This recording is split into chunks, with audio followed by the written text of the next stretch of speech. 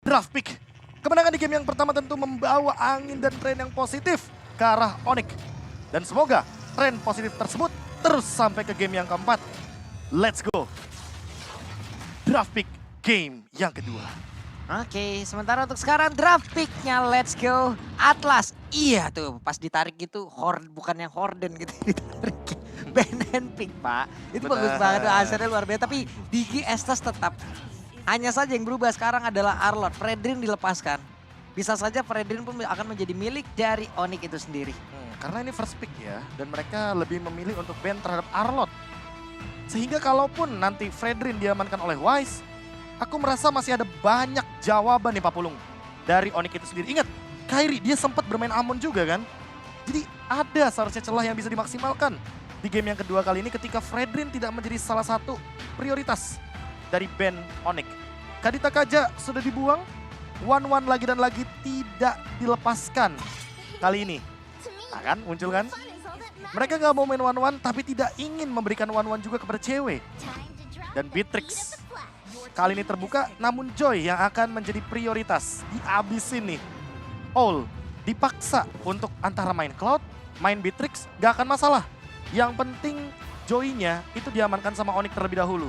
Hero yang bisa dash ke arah belakang sekaligus bisa memberikan efek burst damage dalam bentuk magical.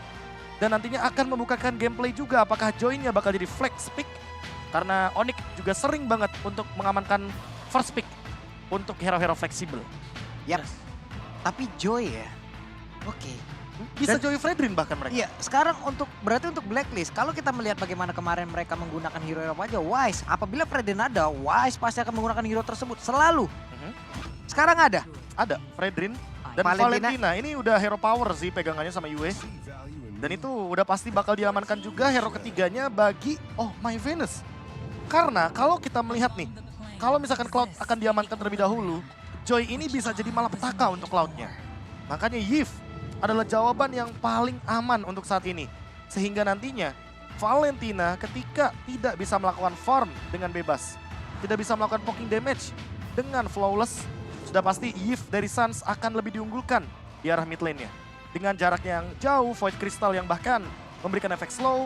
Dan jangan lupakan juga Reward Manipulation yang jaraknya juga begitu luas. Oke, ngomongin dari segi Boots yang akan ngelit game ini tentunya. Kita tentunya di sini ada melihat mereka butuh backliner yang sangat kuat. Dan ternyata Franco lagi. sebelum mereka menuju ke arah backliner itu, mereka tetap akan mengamankan satu suppress yang tidak akan dilepaskan sama sekali oleh tim Nah. Onyx dari tadi. Ini dia. Kalau ini masih Minotaur, kemungkinan besar berarti akan ada gameplay seperti tadi di game yang pertama. Dengan rotasi yang begitu terbilang tidak cepat, tanda kutip untuk Minotaur, makanya mereka pasti akan mengamankan hero assassin. Bahkan Joy-nya bisa di-flex. Dan untuk saat ini, Novaria diamankan untuk My Venus. Makanya tadi aku bilang kan, hero ketiga pasti My Venus. Lama-lama ini jadi bukan break the code Lung, Jadi, beda code. beda kok. Lo yang ngabisin semua code-nya ya. Iya, saya dari kemarin nyatet loh Pak soal draft pick-nya Blacklist ini Pak. Saya juga belajar tau dari kamu. Itu yang saya share di grup. Itu kan saya lihat itu juga. Iya makanya, Seluruh tier-tiernya kan. benar. Dan ini Leslie juga dibuang. Kemungkinan besar Cloud apakah akan diamankan untuk sisi bagian kiri bagi Onyx. Karena gini, dipaksa untuk ban terhadap Cloud agar nanti mungkin Beatrix-nya mungkin juga jadi rebutan. Iya. So far, kalau misalkan kita lihat dari draft yang tersisa, Joy ini paling mending ketemunya tuh ditemuin sama Beatrix. Iya karena ditempel dan Ada Haskell, tembakannya. bener. Ada Haskell, lifesteal bisa tinggi, DHS juga bisa diamankan. Tambah satu lagi, sebenarnya Beatrix ini tuh punya dua opsi lah untuk bisa cover. Tactical positioning Flicker. dan juga flicker. Nah, tapi kalau kita berbicara soal Flicker, hero assassin masih bisa diamankan juga. Kalau ini bandnya menuju ke arah Link, berarti wah ini dia yang harusnya nyaman buat ceweknya sendiri. Hero-nya dia jadi terlepas bebas dan banyak banget opsinya. Melissa juga bisa. Melissa, Brody masih ada. Melissa Brody dan bahkan kalau bisa aku bilang, ini kalau misalnya di sisi kanan dari Edward kemungkinan akan ada Glow OO, ini bisa aja Glow. ke arah Kari. Jadi Glow oh. Kenapa jadi glow? Nah, lapu-lapu di Melissa. band. Kalau ini menuju ke arah Beatrix atau Cloud, aku malah yakin banget kiri bisa ambil Hayabusa Harit. 3 Hayabusa Harit. magical damage, physical damage-nya udah tinggal di assassinnya sekalian. Jadi penetrationnya cukup, DPS-nya udah ada semua. Kalau misalkan memang ternyata Joy-nya yang menjadi jungler, berarti Marksman yang akan dibawakan sama cewek. Sementara Beatrix yang menjadi pilihan untuk diamankan langsung oleh Blacklist International dan 2 hero terakhir. Cloud bisa diamankan. Aku sih Melissa ya. Kalau Melissa, dia cuma bisa pegang ke arah Fredrin. Oke. Tapi kalau Glue, ini bagus buat Boots-nya. Karena Boots bisa bener-bener pegangin ke arah Fredrin-nya. Iya, Dan Edward dihabisin hero-nya. dan lo enakan kayak gitu gak sih, Be? Iya. Lebih ke arah glue, Karena ke gini, arah samping. karena mereka nggak main UB. Mereka Iya. nggak bawa healer. Jadi kalau mainin poke damage, jawabannya ada di Glue. Dan bisa di split juga nantinya untuk Kairi. Yes. Just in case kalau misalnya posisinya tidak terjadi. Bane. Bane yang diamankan. Berarti Joy tetap di arah XP lane. Dan kalau begitu, hero gold laner ini ternyata Yep. menuju ke arah Moskov. Objektif gaming ya. Karena mereka tahu di sini Blacklist gak bakal bener-bener main berlima. Pasti bakal ada yang match up di arah lane jauhnya.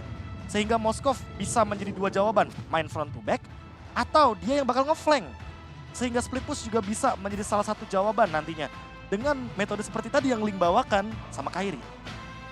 Ini kalau Sky dilihat deretan dari hero ya Bane, lalu udah ada Moskov lagi. Ini adalah hero-hero yang emang kalau mau nge-push, dia cepatnya cepet banget kan, Bro? Iya, Ini cepet cepetnya banget. kacau banget Dan gitu bahkan loh. ingat, dia bisa deadly catch tanpa minion. Iya, deadly Dicicil catch udah. pelan-pelan ya kan.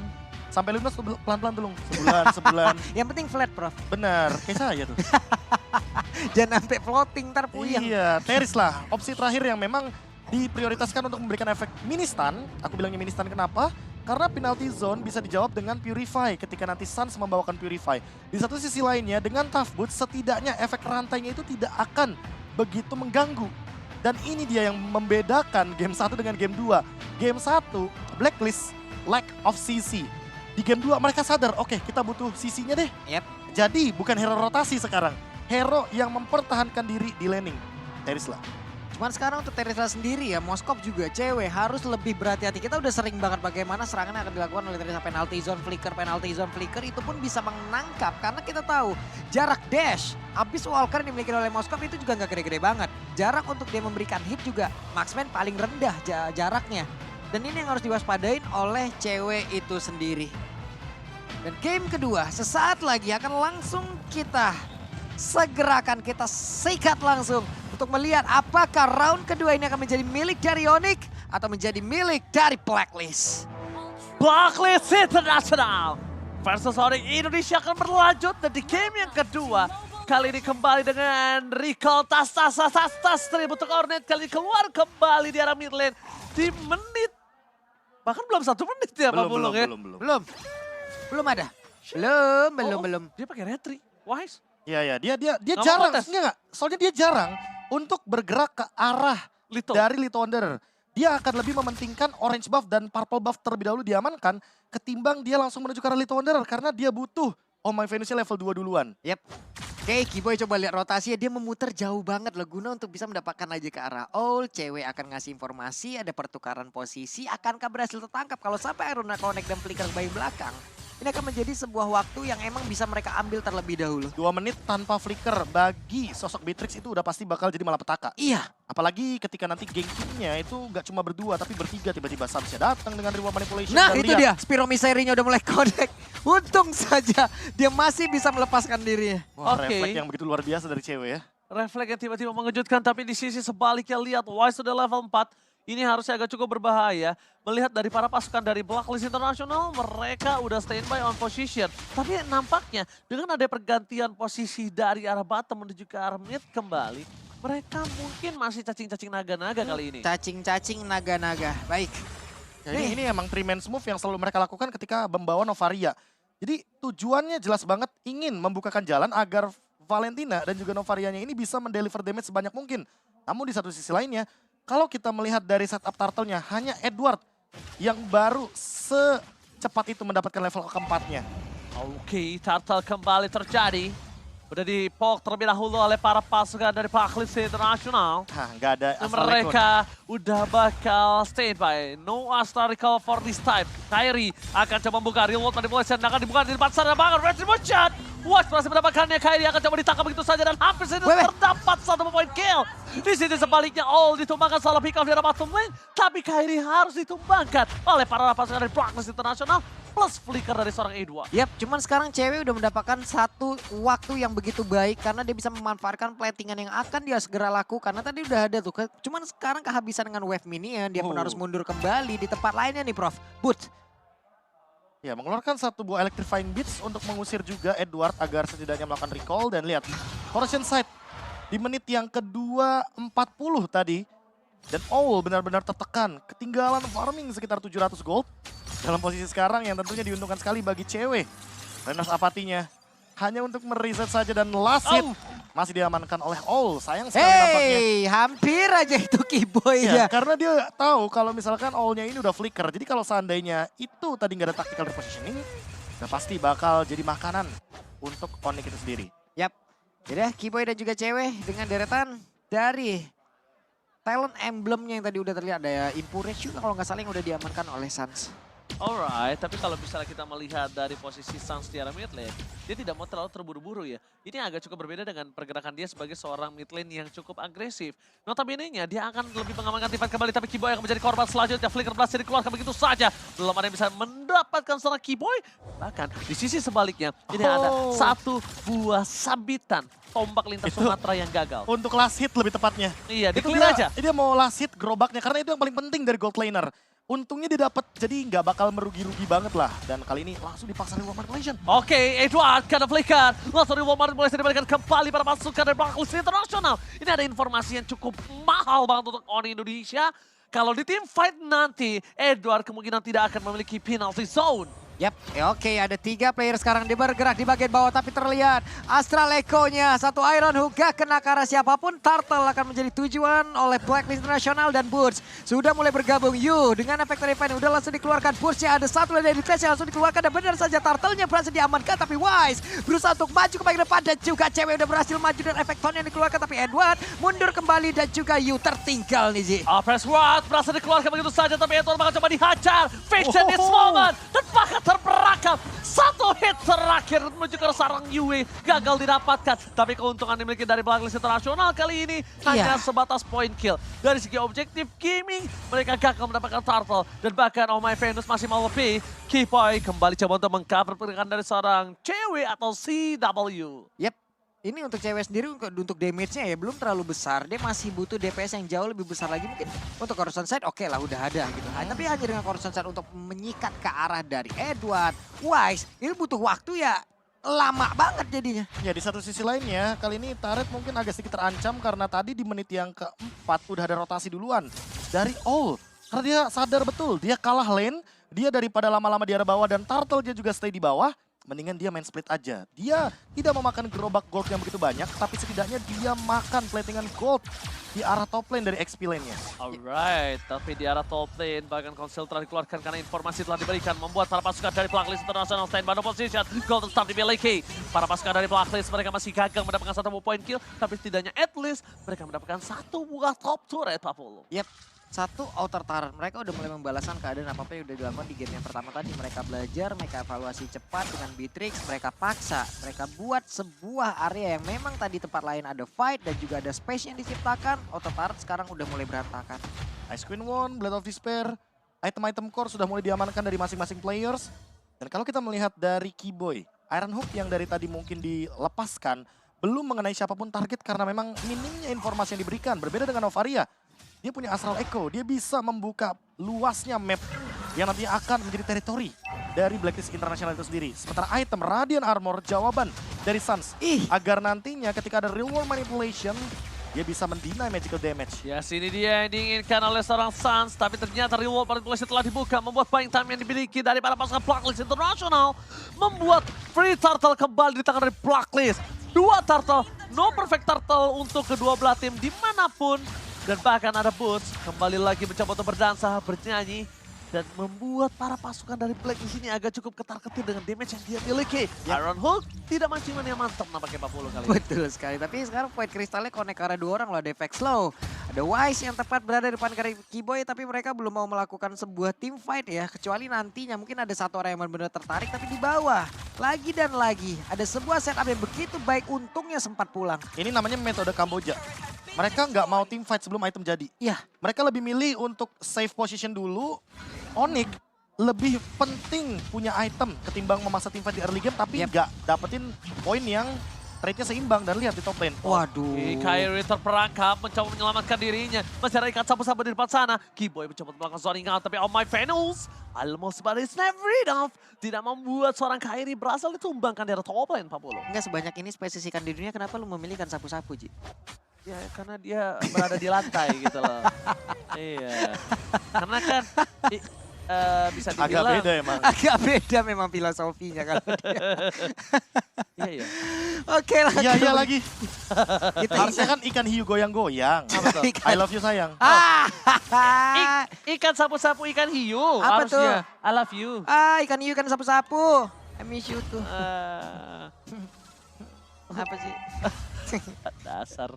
Oke, kita langsung standby kembali ke Lane of Dawn. Tapi melihat dari posisi Onyx kali ini mereka ada posisi yang cukup ketar-ketir harusnya. Kenapa? Karena 2 turret udah dimakan sama Blacklist Internasional. Walaupun dengan posisi sekarang Onyx punya possibility untuk bisa membalikan kembali semua turret yang dia miliki dengan sangat cepat karena dia punya Moskov di sana.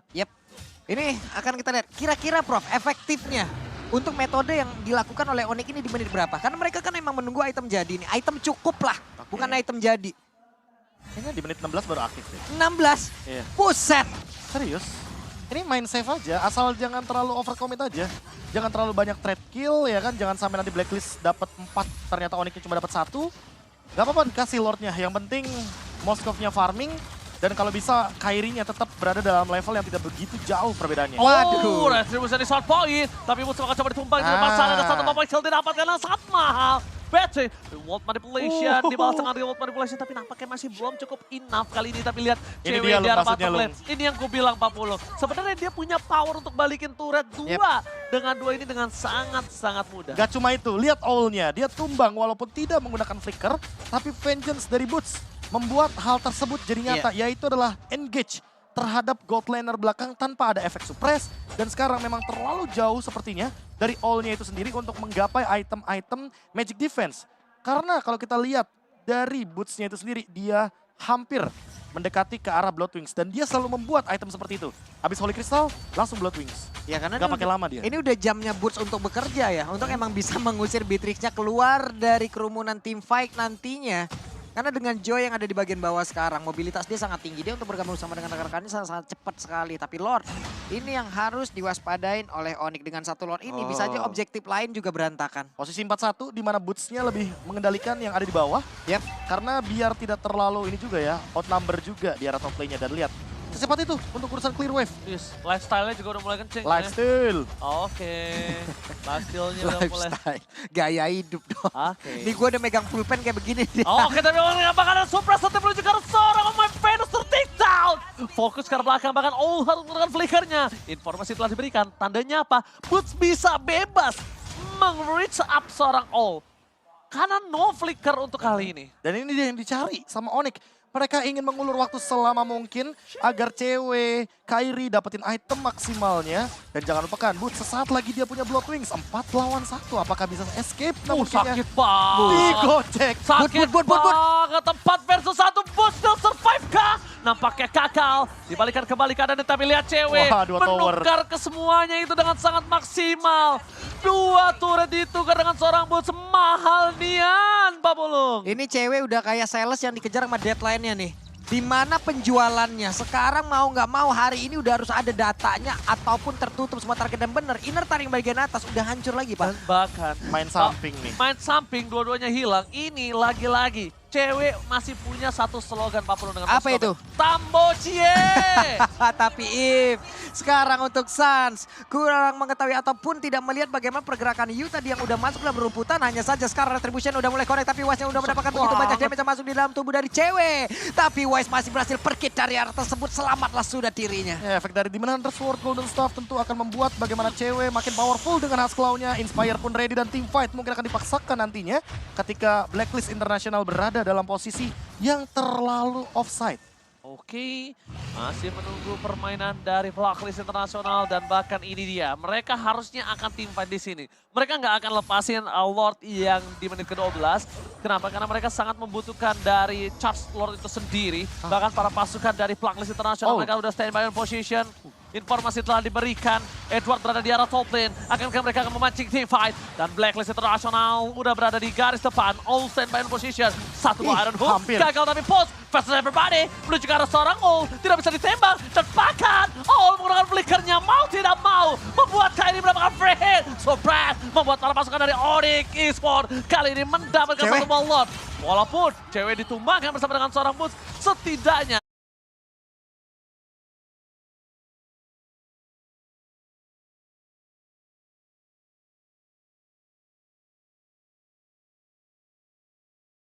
leading phase mereka masih dipegang dengan adanya dua turret di atas dan dua turret di arah bottom lane. Belum bersama dengan Lord nantinya. Yap, tadi nggak ada Beast Walker, dia nggak bisa lagi ngedes ke belakang, tapi barusan ada Pedat dan juga penalty zone sepertinya udah mulai connect di area tersebut dan Franco pun harus hilang. Oke, dengan Franco hilang bersama dengan Lord yang kali ini. Cuma masalah utama untuk Blacklist Internasional adalah Lord muncul bersamaan dengan Boots dan juga cewek yang standby in position.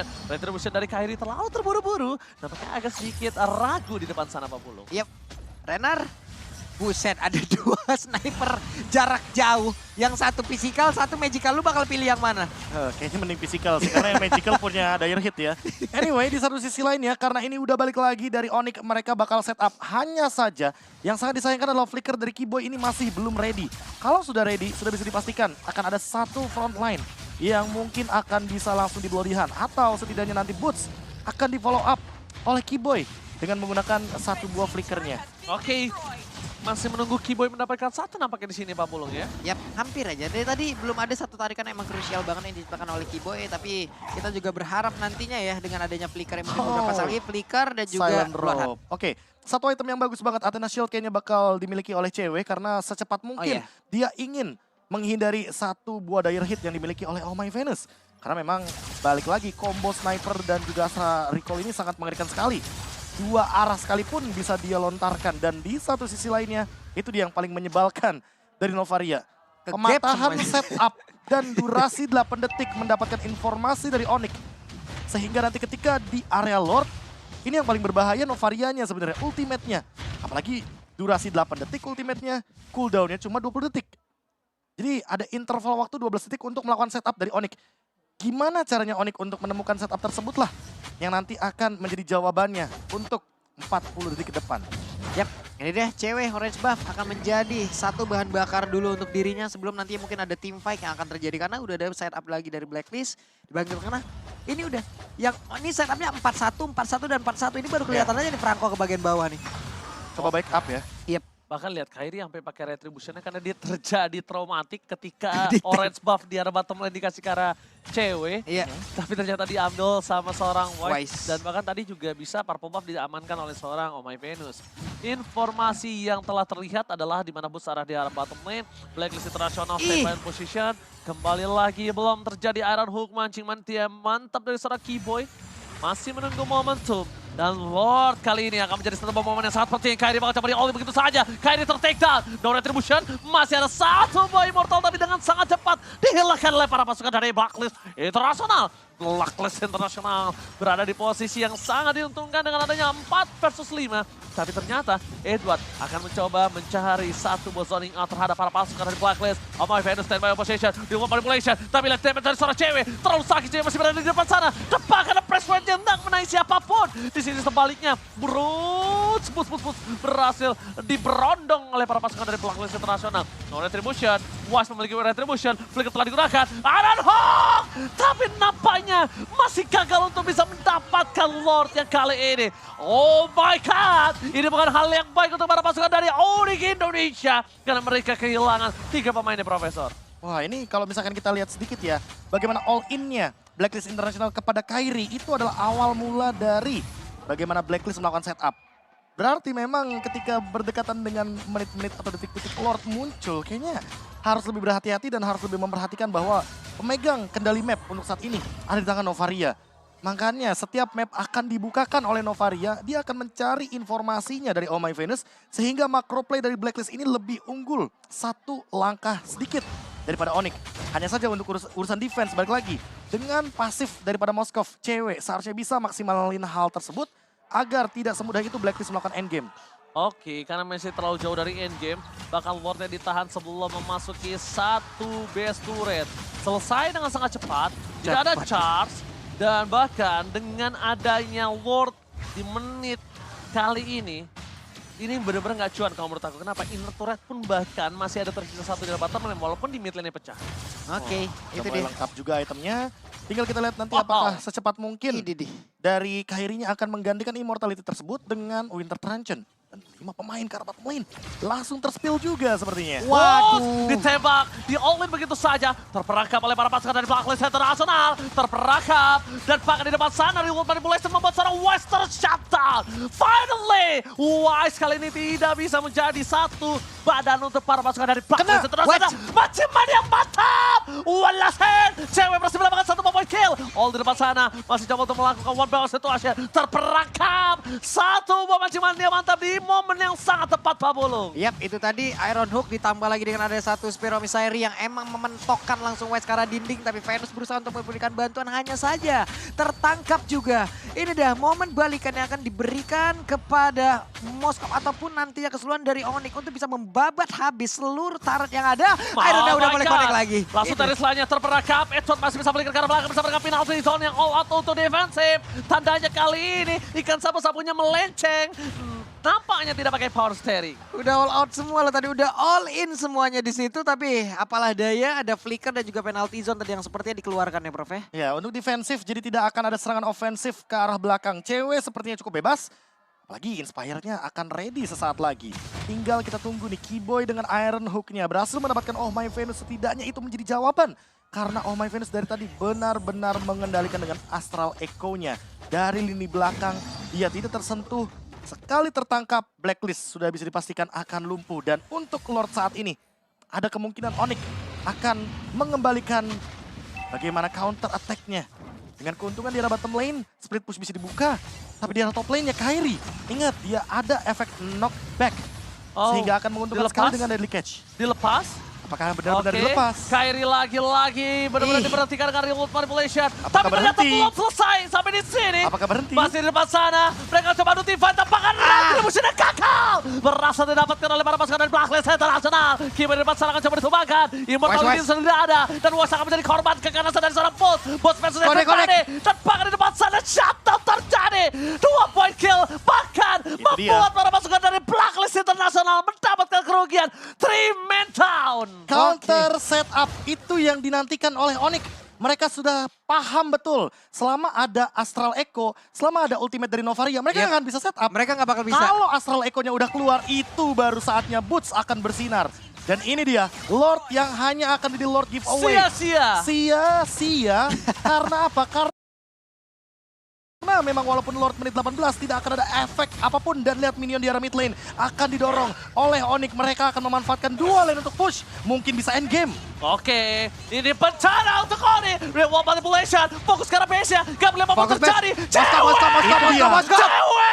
One moment Israel. 1 momen membalikan kembali keadaan. Onyx Indonesia One moment. menggentarkan Kambodia. Oke, lagi dan lagi di game yang kedua menjadi milik dari Onyx. Dengan 1 momen counter setup. Pak Pulung, Oit. ingat kita di menit berapa aku bilang? Iya, 16? 16 ke atas. Bener-bener kebalikan. Betul. Dan itu dia momennya dimulai dari ketika Lordnya tidak bisa memasuki teritorial dari Onyx. mereka dari Blacklist tidak akan ada yang mampu untuk masuk ke dalam high ground karena selalu ada zoning out dari Boots-nya. Boots paham betul siapa yang harus dia zoning, siapa yang harus dia kasih electrifying beats. All adalah kunci jawabannya karena All tidak akan bisa bermain front to back. Franco bukanlah target yang tepat. Kalau ditembakin sama Beatrix, ya udah pastilah. Kalau Beatrix nembakin Franco, Franco-nya tinggal langsung Iron Hook. Tinggal langsung digigit juga pakai Bloody Hand. Dan Onyx memastikan bahwa cewek memiliki range yang aman, nyaman, tentram. Dan ini dia jawabannya, counter setup yang dinanti-nantikan sehingga mereka